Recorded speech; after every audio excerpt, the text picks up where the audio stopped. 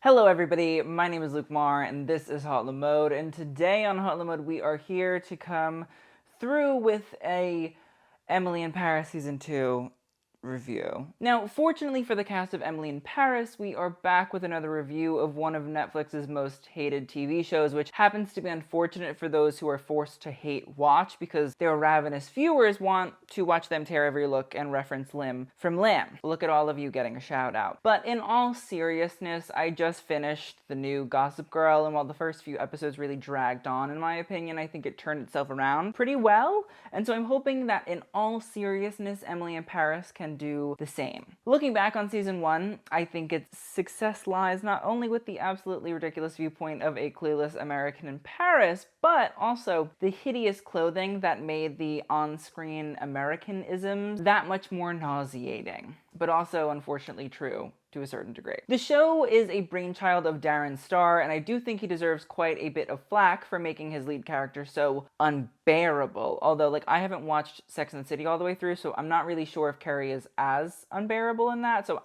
who knows. But I also blame all of us for participating in the sadomasochism that is binge watching the show. So get your floggers ready and let's begin. Now, episode 1, we begin the second season with Emily on a jog through Paris, which is a nice bit of continuity from the opening scene of the first season. So here the black leggings, pink running jacket, and white sneakers are far more realistic than the hideous puffer coat that we saw war flashbacks. People of Chicago, in case you do jog with puffer coats, well, I'm sorry, not with you, but I'm sorry for you, and if you don't, I think you should all be a little bit more outraged. I do wonder, though, if Emily is wearing an asymmetrical top underneath her jacket, because if so, Patricia Field, I see you, and I respect the absolute f*** you to everything that I hold dear. I'm gonna think that that one's for me, and if so, I respect it. Now, Patricia Field is the costume designer for Emily in Paris seasons 1 and 2, and is also the famous costume designer of Sex and the City, if you didn't already know. And I will say that she is very much so a living legend. But her track record got very shaky with Emily in Paris, although she told Page 6 when asked about if she thinks of, quote, the haters, aka us, I can't because I would get confused. I can only work from my eye and from the inspiration I get from the actor, which, Lily Collins, why? As Emily heads to work, she wears a look that should come with a warning. This outfit contains bright flashing lights, hideous proportions, and the visible torturing of rib knits. Without that atrocious lime green faux kimono jacket with horrible gold buttons, the colorful crop top, knit polo, and printed green and black miniskirt actually kind of works in a strange way. I'm gonna let Christopher John Rogers and Chapova Lowena take credit for opening my mind to that, or I will let them take the downfall for opening my mind to that. But if we're gonna have Emily dress in such loud fits, they need to be somewhat simple, no? Or at least they should be Prada. Emily's look is being worn for a meeting with Camille, a good friend, or well, just a friend, or even better, a person who Emily knows, whose family owns a champagne brand that Savoir is trying to get as a client. The issue is, Emily Cooper slept with Camille's boyfriend, Gabrielle, which has Emily feeling under the weather as she thinks she's gonna be confronted a la The Real Housewives, which I would rather enjoy.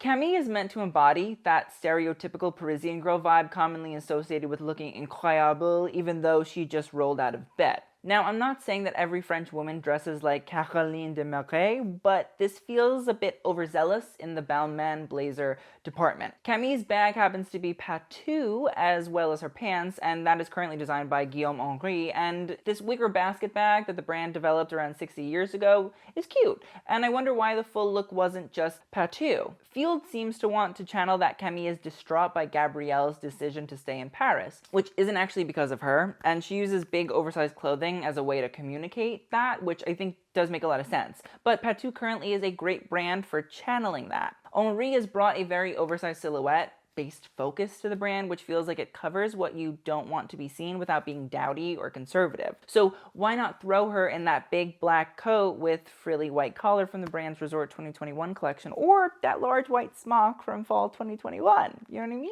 The morning effect would have been more or less there, but in something a bit chicer. And let's be real, Emily is the disaster.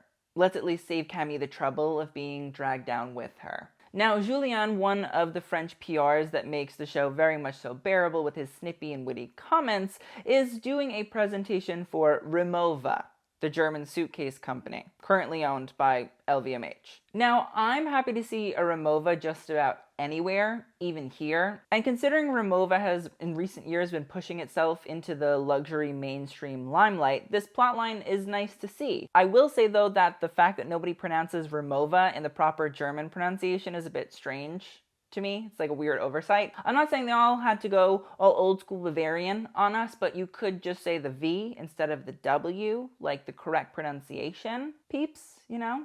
And I know people will say, oh, you're harping on this one little thing. Well, yeah, in an account meeting with clients you are hoping to secure, I would think you'd probably try to pronounce the brand's name correctly, even if the whole world doesn't. And you know what, the French, I will say, considering this is where we are, they love a proper pronunciation of their own language, so I would hope that the French sitting next to the Germans would be doing that. Now, Emily does come up with the idea of a Rimowa collaboration with Pierre Cardin, the series' own version of the legendary designer Pierre Cardin, as a tacky way to market the brand. And of course, the Germans love it, yeah? Yeah, you see? Yes, they do. Rimowa, yeah. Rimowa, yeah. While I will bash quite a lot about Emily in Paris, the use of fashion industry history moments or current affairs like collaborations is something I will always praise. It's, you know, it keeps it bearable. Emily and Camille both then go on to attend Mindy's performance, with Camille in a rather cute little leather moto jacket that is paired with a curvy neckline mini dress that is either Saint Laurent or a very good knockoff, which feels like the nice French chic stereotype I want to see in this world.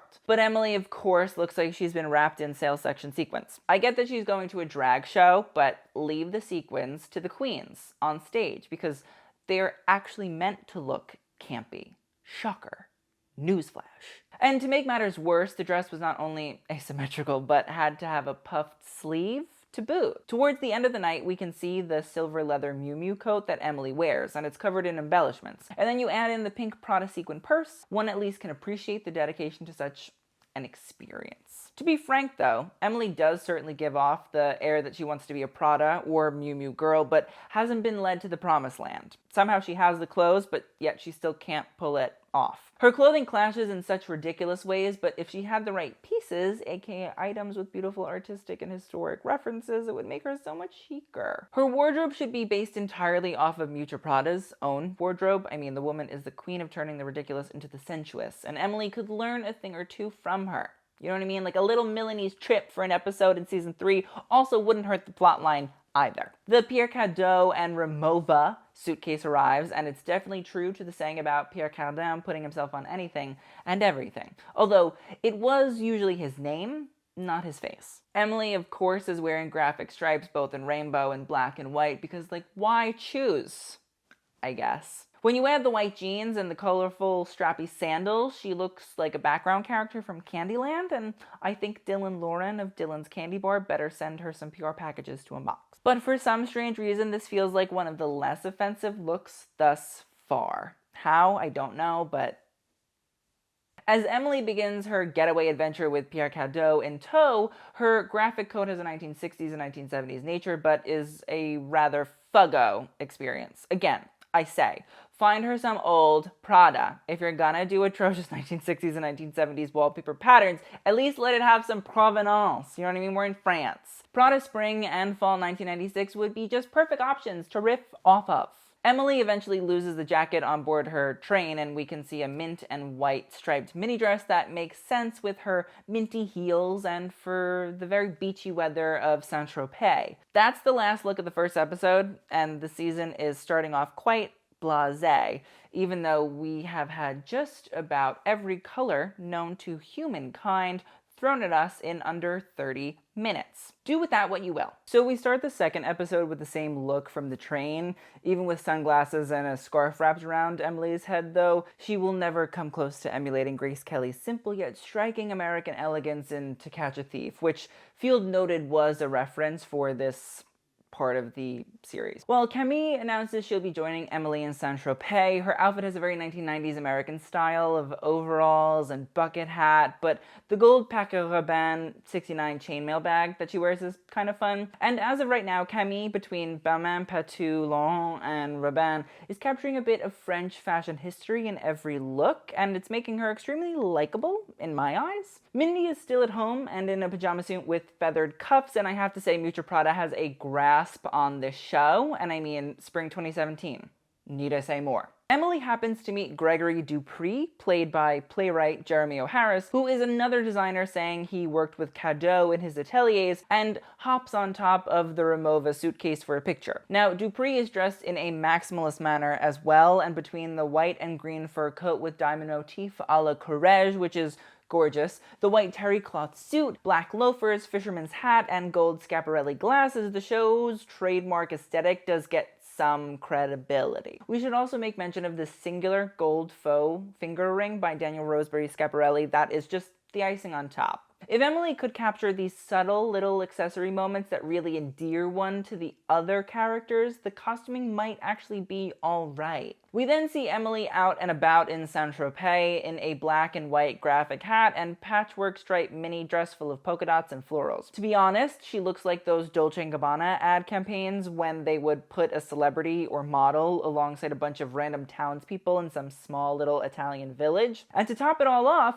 that hideous bag that looks like it has images of San Pellegrino ads Mod Podged feels embarrassing to even look at. I have a question. Would the basic white American going to the south of France not automatically show up to Le Bon Marché and pick up some Jacquemus? And that's another issue that feels weird about the costumes of this show. There isn't much styling that feels like it's trying to be experimental and chic, nor does it try and tap into the current cultural landscape of style in the early 2020s. I know many will say, she doesn't know what she's doing, she's an American in Paris. But the outfits always seem to want to capture this post-World War II on-screen movie star style, but with a magpie eye, and I don't understand who it's trying to speak to. As an American who has been in Paris, I'm not trying to say that I'm the best dressed person in the city, but like, that is offensive. And I know Field said that she was only trying to speak to Emily, but to be honest, Emily has an iPhone case in the shape of a 2014 Tumblr post camera. She shouldn't be spoken to ever. Ignored. I even noticed that Field pulled a solid Carrie Bradshaw style reference, but for a background character. The whole belted button-down shirt as a dress thing couldn't have been attempted for Emily?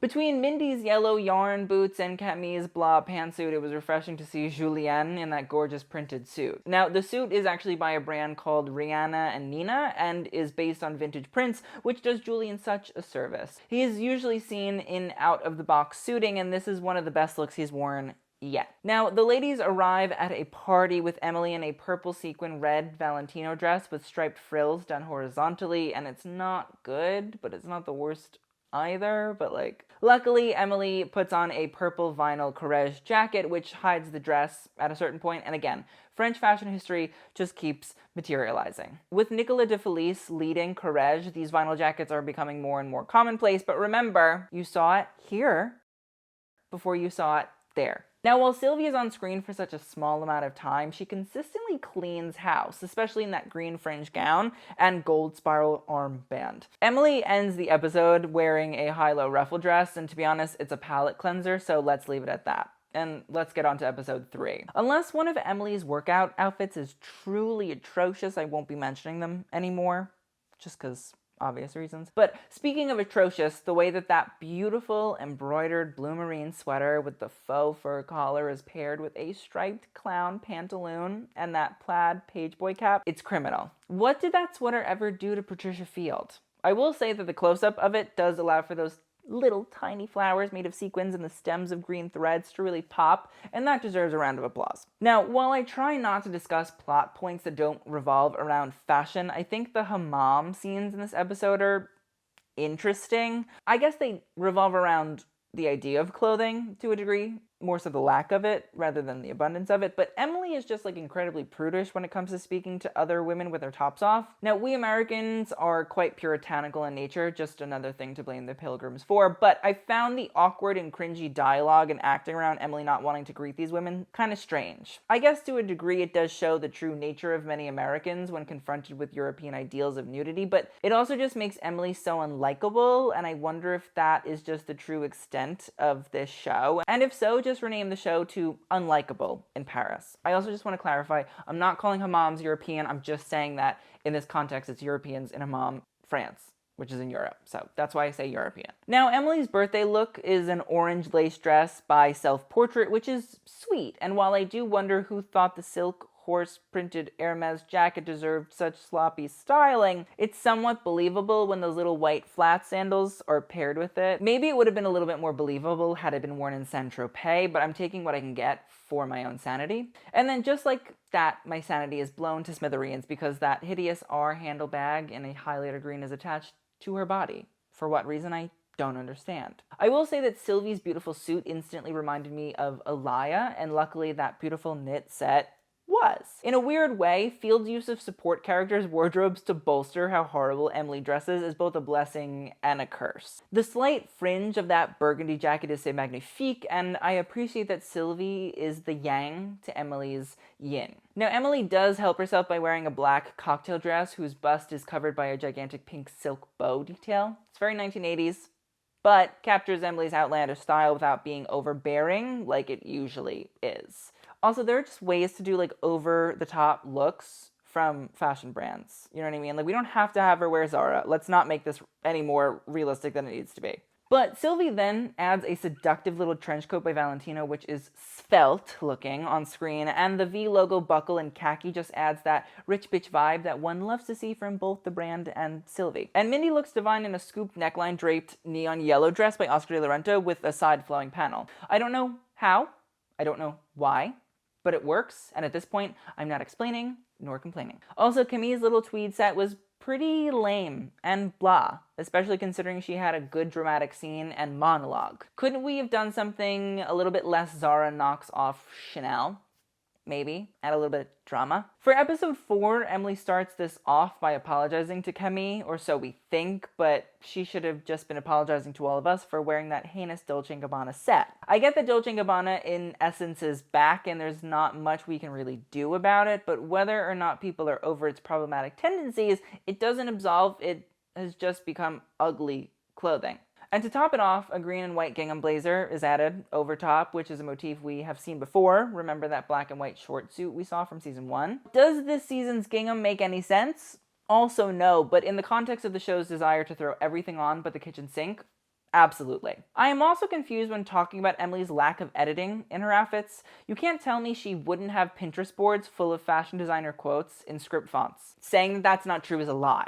Yet, she can't follow Coco Chanel's famed advice. And yeah, maybe Coco scores higher on the problematic fashion designer spectrum, but Dolce isn't like too far behind. Emily is kind of a villain, so it makes sense for her to take that advice. But of course, our Queen Sylvie delivers yet another gorgeous look. This time a sheath dress full of what looks like the paintings found on Grecian vases, and while I might be reaching, I have a hunch it might be inspired by a very famous Yves Saint Laurent collection. The spring 1971 collection was called Scandal, mostly because it referenced the 1940s, which was a really horrible time for the Parisians and the French in general, because they were taken over by the Germans. While there was a lot for stuffy and conservative editors to scoff at, a print by Maison Abraham, a famed luxury textile manufacturer, depicted Grecian vase prints of nude men, which was incredibly controversial, mostly because it was pretty gay. Again, it might be a stretch, but I'm gonna choose to believe that this is the dress's inspiration, otherwise I will be sad. And haven't I endured enough in trying to find meaning in the clothes on this TV show?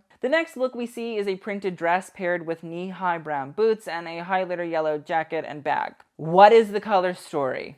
I have a migraine just trying to think about it. To make matters worse, when Emily takes off that coat, which is actually kind of nice if styled properly, like a few other pieces she wears, we get to see a tropical motif on the dress and a little sleeveless crop jacket vest over top. To be honest, the dirt-covered leek is far more elegant than Emily ever will be. And then we're just laying on how horrible things will be, because we see Emily wearing a checkerboard hat on the way home, and I can't unsee a cringy fedora montage flash before my eyes, and it burns intensely. I also can't take the romantic leek cooking montage seriously, not because of the cooking of leeks, no, because now I can't unsee that the hat has a singular strand of jewelry falling from it, because it obviously wasn't enough by itself. Emily's purple sweater with branch and leaf motifs is actually very sweet, and it's so nice, and I'm willing to just politely say that the skirt matches the yellow in the sweater, and that's a color match, and so, like,